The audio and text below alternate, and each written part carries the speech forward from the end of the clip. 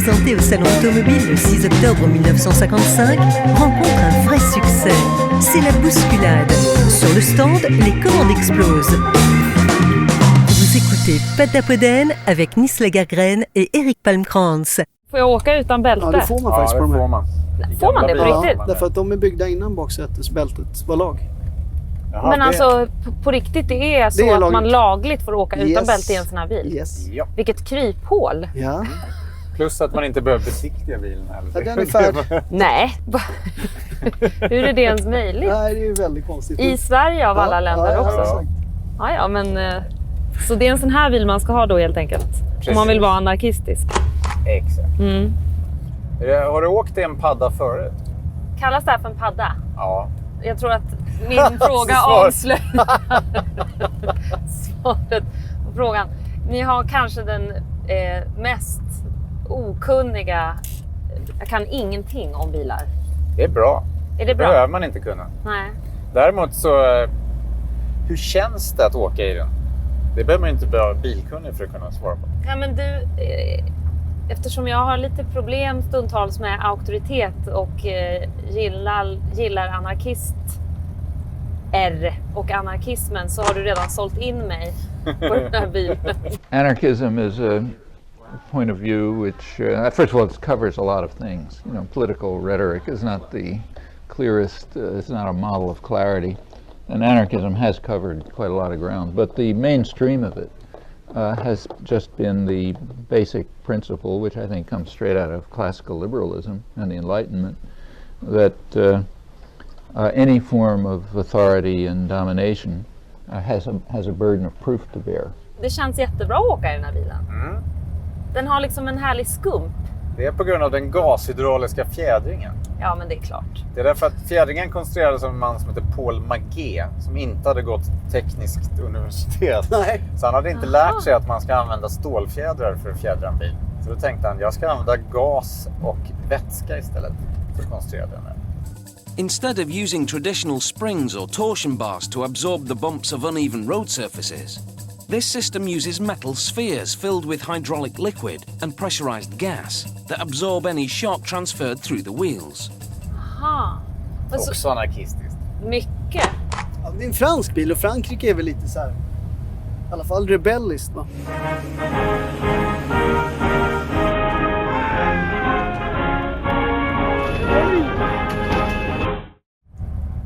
Men jag undrar, den här mannen då som konstruerar fjädringen, var det då konventionellt att använda den typen av fjädring? Nej. Eller var han bara gjorde en helt egen...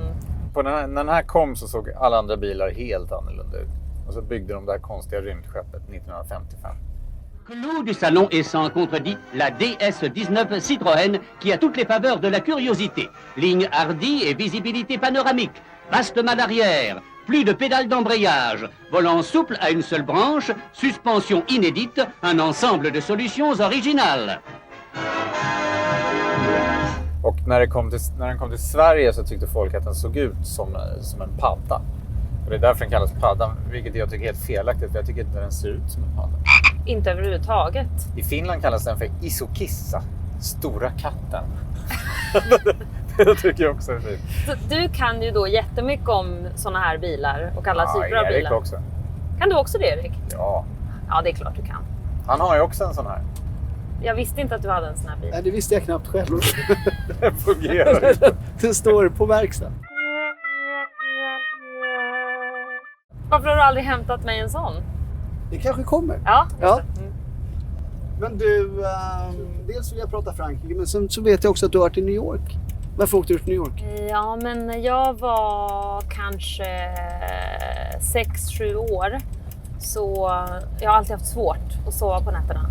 Och då var en strategi för mig att hantera min sömnlöshet var att gå in i vardagsrummet mitt i natten när alla sov, och sen tittade jag på en tv-kanal som heter TCM, Turner Classic Movies. Just det. Och då en kväll när jag satt där så visades en film som heter Breakfast at Tiffany's.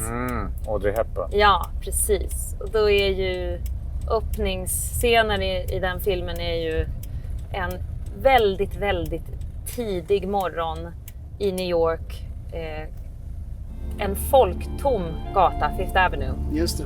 Och Tiffany's, och så kliver Audrey Hepburn ut från den här gula taxibilen och så ställer hon sig framför skyltfönstren i Tiffany's och så dricker hon sitt kaffe och äter frukosten där utanför och så tittar hon bävande in.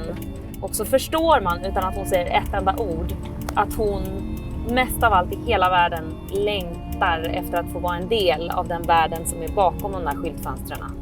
Så man förstår sen att hon egentligen inte är en del utav, även om hon gör allt för att låtsas att hon är det. Så spelas världens bästa låt, Moon River.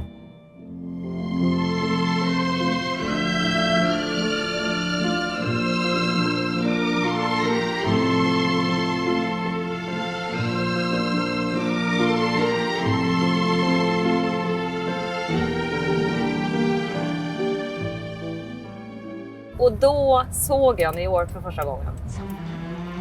Oh, I love New York. And why are you leaving?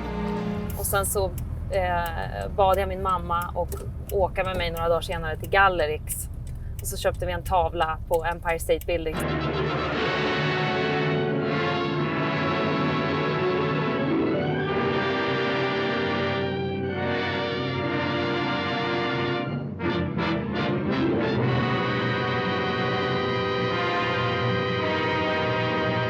Och sen bestämde jag mig för att jag skulle bo där när jag blev stor. Så då när jag hade tagit studenten och var 18 så flyttade jag från Karlstad. Men hur kom jazzen in i ditt liv då? Det var min mamma som också lustigt nog, hon kommer från Östra Ämtervik som är en liten landsbruksort i Värmland. Hon växte upp på en bondgård och lyssnade på Stardust. Sometimes I wonder why spend the lonely nights dreaming of a song, the melody haunts my reverie. Så blev hon jätteförälskad i jazzmusik och i klassisk musik. Så jag växte upp med den musiken runt mig på olika sätt. Inte för att hon själv var musiker, men för att hon konstant spelade skivor och tog med mig på konserter. Bra mamma. Mycket bra. Ja, mycket bra mamma. Och det är också bara en sån sak, jag tänker tillbaka på det. Jag var liksom på min första opera när jag var 6 år. Ja, grymt. Och det var inget, det var bara sitt ner, håll tyst. Ja, ät. Och ät, jag upplevde. Vilket ju gick, för det är ju en alldeles förtrollad, magisk värld. Ja, som man även som barn kan uppfatta. Absolut. Nu tänkte jag att vi skulle göra så här. Jag tänkte vi skulle ha ett litet mindre quiz här. Ja, vi ska se om du kan sätta de här sångerskorna.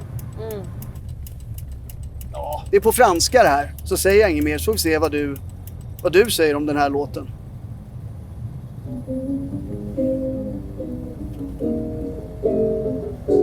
Blossom Dearie. Alltså, såklart, du behöver inte ens sjunga. Man orkar inte. Plus je t'embrassais, såklart. plus j'aime t'embrasser, plus je t'enlace, plus j'aime t'enlacer. Le temps qui passe ne peut rien y changer. Ja, men det där var ju 5, eller vad heter det? Det var ju alla rätt på en fråga, jag vill säga. Så det var ju mycket skickligt. Vad bra, gläder mig. Ja, men då provar vi med det här. Det är lite smalare, fast ändå inte kanske.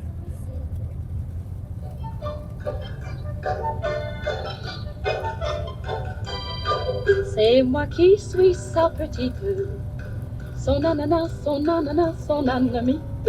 Je suis vive, je suis charmante, comme un petit oiseau qu'il chante. Il m'appelle sa petite bourgeoise, sa tonkiki, sa tonkiki, sa tonkinoise. Je suis vive, je suis charmante, den här vet jag inte vem det är. comme un petit oiseau qu'il chante. Ja, men jag kan inte säga någonting för du kommer säga rätt då på en gång. Men en av de faktiskt första svarta sångerskorna i Frankrike. Josephine Baker. Va? Josefin Becker. Är det? Quelque chose avant de se mettre au pied au pavillon. Ja, men det blev det ingenting. Men då ser vi istället om du kan sätta det här. Det här är ju också väldigt fransat. Ja, vi ser.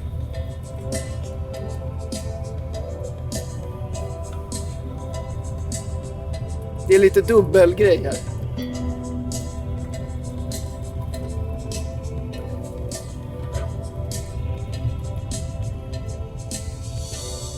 C'est comme une gaieté, comme un sourire, quelque chose dans la voix qui paraît nous dire viens, qui nous fait sentir étrangement bien.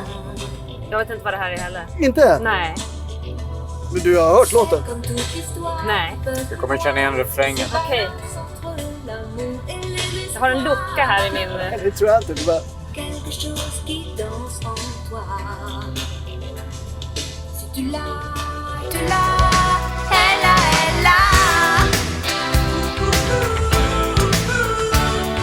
Je ne sais quoi. Ja, det här känner jag igen, men jag har fortfarande ingen aning om vad det är. Frans Gall som sjunger om Ella Fitzgerald. Aha. Ella. Handlar den här låten om Ella? Jag får med att videon var en massa svartvita bilder på Ja. Ella Fitzgerald. Det känns rimligt. Det känns rimligt. Fast ändå lite halv. Ja, sådär. jag både och But faktiskt. why liksom? Ja. 82. Både och. Ja, Ja, vad roligt. då har vi lärt oss lite saker Men här. hörni, händer inte någonting här nu? Alltså, med den här musiken, när vi åker den här bilen, skymningen faller. Jag får en oerhörd lust att bara stanna vid någon bistro någonstans. Och Tända en ofiltrad Gauloise Ja, eller ett i sig ett glas vin. rött. Ja. Är vi i Frankrike? Nej, vi är inte det va? Nej, det är snö.